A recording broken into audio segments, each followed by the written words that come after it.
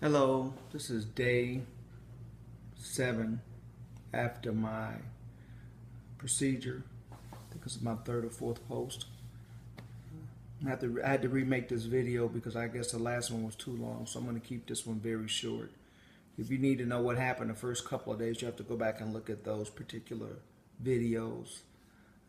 So anyway, I day 7, I had an ALIF to my L5S1 when they went through my stomach. And I have a discectomy and a fusion, pretty much. And I am doing wonderful. I didn't post this weekend because I was able to take a couple of small field trips, which I what I call them. I was able to ride in the car with my wife while she ran some errands, and hung out with my mother-in-law for a couple of hours at her house. And then on yesterday, my wife had some more errands to run, and I did those. Actually, on Saturday, I went with my mother-in-law, who was my babysitter, while she went to go get her car washed. And I was able to walk around the dealership. So anyway, I'm doing great. I'm by myself. I'm able to make breakfast for myself, wash myself, put on my own clothes, put my shoes on. I actually have shoes that don't lace up, so I have speed lacing shoes, so that's much easier. But I'm able to care for myself. I just can't drive because of all of the pain meds that I'm on. I'm not on a lot, but they just don't like you to drive when you're taking, things like tramadol, which I can, and some other muscle spasm things that I'm taking, and some Lyrica. But if you are contemplating back surgery, I would recommend that you look into this. If you have degenerative arthritis or a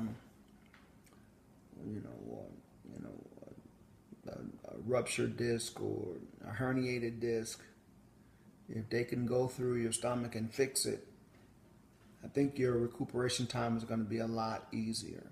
It's not going to be easy, but it's going to be much better, because I've been in pain every single day, of course, but nothing like I thought it would. This procedure far exceeded my expectations as it relates to pain and being ambulatory.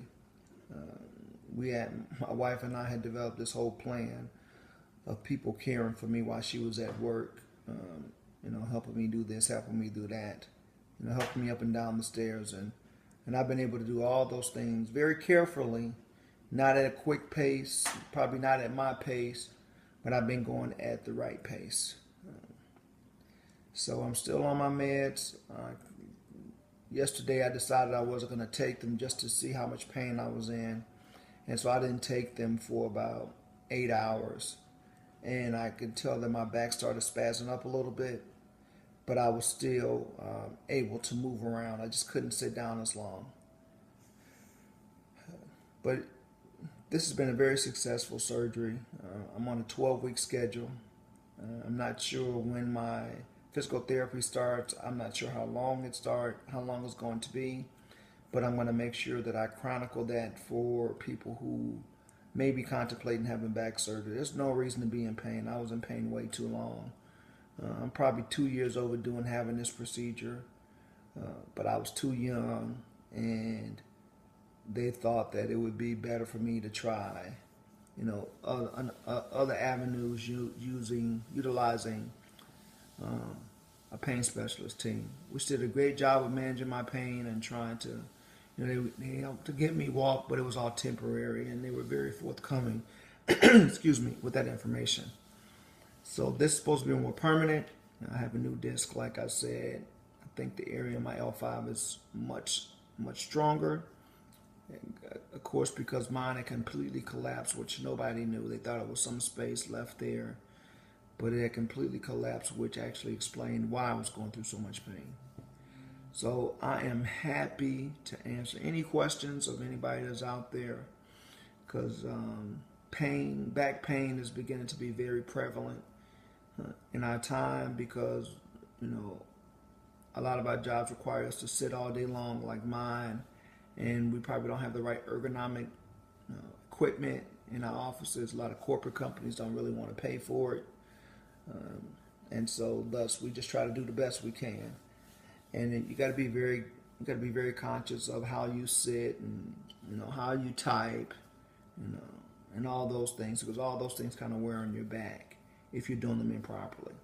So I'm telling you, this is a great day, day 7. I have about 11 more weeks to go before I can return to the golf course. Very slowly, being able to return to some form of fitness. It's all going to be low impact, of course. I won't be running, 5 miles a day anymore. I won't be biking 25 miles or something like that.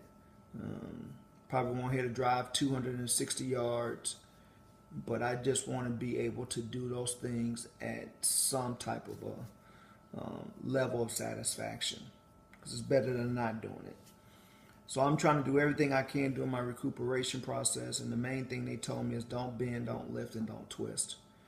And so if you follow that, you'll be okay. So I'm signing off for today. I may come back to you tomorrow. I've been feeling pretty much the same. If not, I'll just kind of space these out.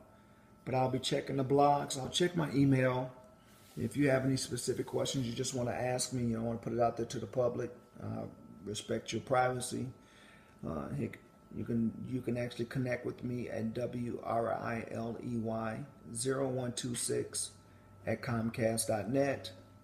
That's WRILEY0126 at Comcast.net. Other than that, you guys have a great day, and I'll see you later.